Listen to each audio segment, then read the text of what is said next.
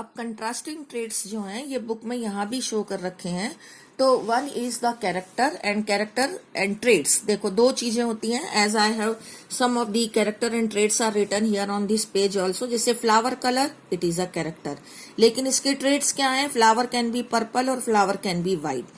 Height of the plant can be tall, plant can be dwarf. Seed colour, जैसे मटर का बीज जो है, seed colour can be yellow, can be green. Seed shape can be round, can be wrinkled. तो ये जो round, wrinkled, yellow, green, tall, dwarf, purple, white, these are the traits. ये कंट्रास्टिंग ट्रेड्स हैं and these are called as what? Character. As they have shown here, as I was giving you, why Mendel has selected the pea plant, क्योंकि pea में 7 contrasting character थे। तो कौन से contrasting character थे? Here they have given in sequence wise. These are the character: seed shape, seed colour, these are you are to learn them. Seed shape, seed color, flower color, pod shape, pod color, flower position and stem height. These all are the 7 character which are present in the pea plants. Now what are the contrasting traits? Like seed shape can be round, can be wrinkled, as shown in the picture also. Seed color can be yellow, can be green. Flower color can be purple, can be white. Pod shape, pod मतलब फली, pod can be full और can be constricted, मतलब ऐसा smooth हो सकता है या झुर्रीदार हो सकता है। And pod colour can be green, can be yellow. Flower position, flower किस पोजीशन पे लगा हुआ है? This is the axillary position of the flower and this is the terminal top पर लगा है। Stem height can be tall and can be dwarf. तो these are the contrasting traits. Very important term है, इसको ध्यान से सुनेंगे कि ये कैरेक्टर होते हैं और ये ट्रेड्स होते हैं।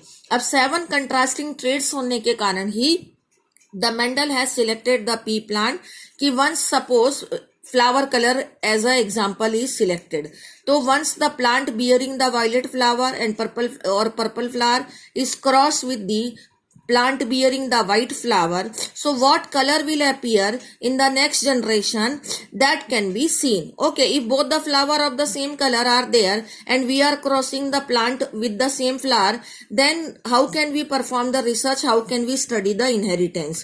So that the contrasting traits are required. Suppose the tall plant is crossbreeded with the dwarf plant, then what plant will be formed, tall or dwarf, in the next generation? That is, by that only we can study the inheritance. If both the plants are tall, so obviously in the next generation the tall plant will form, so that inheritance cannot be studied. For studying the inheritance and variation, we need to have, or Mendel has selected the Pisum sativum bearing the 7 contrasting traits. Okay. Now there is a term that is the dominant or recessive. Dominant or recessive means what? Suppose the plant in F1 generation. Okay, that I am going to explain you ki what is F1 generation, but just first of all you see that ki suppose Mendel has crossed one tall plant and one dwarf plant. Okay, so that in the first generation or in F1 generation, all the plants, suppose these two plants were crossed. Cross का मतलब है इसको, इनके one plant is considered as a male plant, उसके pollen grains को use किया गया है। Other plant is considered as a female plant, उसके पिस्टिल को यूज किया गया है और पोलन ग्रेन को इस तरीके से पिस्टिल के साथ में क्रॉस किया और जो उनसे सीड बने, दो seeds are grown and then they have seen that in next generation all the plants were tall. अब आप यहां देख सकते हैं कि इन F1 first generation no plant has become dwarf, all the plant has become tall. It means what कि out of these two traits, one is the tall and other is the dwarf, one parent is tall and other is dwarf, but only one character has appeared और one trait has appeared itself in the F1 generation, and the trait which appeared itself in the F1 generation, that is called as what? Dominant trait. And trait which fails to express itself in the F1 generation in the presence of the other trait, that trait is called as recessive trait. कहने का मतलब F1 generation में सारे plant tall बने हैं, इसका मतलब tallness और ड्वार्फनेस में टॉलनेस जो ट्रेट है वो डोमिनेंट ट्रेट है और ड्वार्फनेस का जो ट्रेट है वो रेसेसिव ट्रेट है, क्योंकि टॉलनेस की प्रेजेंस में वो अपने आप को यहाँ एक्सप्रेस नहीं कर पाया है। तो this is the definition of dominant and recessiveness is written here, that dominant trait is what, just a minute, dominant trait which express itself in F1 generation is called as dominant trait, and the trait which fails to express in the F1 generation is called as recessive trait. Okay, now there are two terms, homozygous and heterozygous. अब homozygous और heterozygous क्या है कि किसी भी trait को T, and suppose we are taking up the example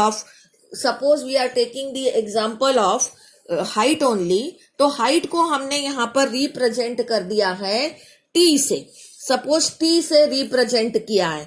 अब T जो है, अगर टॉल प्लांट जो है इसमें both the alleles are of same type, लेकिन इसको टर्म को समझाने के लिए पहले मेरे को आपको जीन और एलील ये दो बातें बतानी है। ये इसकी डेफिनेशन भी यहाँ लिखी हुई है, two forms of genes coding for the contrasting trait are called as alleles. जैसे हमने हाइट के लिए यहाँ पर एक जीन ले लिया है टी, अब टी जीन्स जो है इसके दो फॉर्म है, कैपिटल टी स्मॉल टी। ये capital T is representing to the tallness and this small T is representing to the dwarfness. That means these are the two forms of a gene. Gene यहाँ पर T है, ये भी T है, ये भी T है, लेकिन इस टी के ये दो फॉर्म हैं, इनको एलील्स कहा जाता है। अगर किसी प्लांट में both the alleles are of same type, जैसे कि कैपिटल टी हो या स्मॉल टी हो, तो कैपिटल टी अगर एलील्स हैं तो ये प्लांट टॉल बनेगा, और स्मॉल टी एलील है तो ये प्लांट ड्वार्फ बनेगा। तो इस तरीके से both the alleles are of same type, तो these plants are called as homozygous plants. ये होमोजाइगस टॉल है, और ड्वार्फ को तो होमोजाइगस बोलने की जरूरत ही नहीं होती है, क्योंकि आप अभी समझ जाएंगे कि suppose this condition is called as what? Heterozygous condition. Heterozygous condition means if both the alleles are of different types, then this condition is called as heterozygous condition. अगर heterozygous condition बनती है तो as I have shown you here कि plant has become tall only, ठीक है ना। Heterozygous के अंदर हमने देखा कि one allele has expressed itself in the presence of other, और वो एलील कैपिटल टी था, इसलिए ये प्लांट टॉल बने थे। इसका मतलब कि out of these to allele one has expressed itself, that is considered as dominant allele, and one which is failed to express itself is a recessive allele, and both the allele are different type, तो plant will be called as heterozygous. Okay, अब मैंने आपको बोला कि dwarf तो heterozygous हो ही नहीं सकता। अब ये भी टॉल बना है, ये भी टॉल बना है, तो टॉलनेस जो है वो होमोजाइगस भी हो सकती है, हेट्रोजाइगस भी हो सकती है, क्योंकि टॉलनेस जो है एक डोमिनेंट ट्रेट है।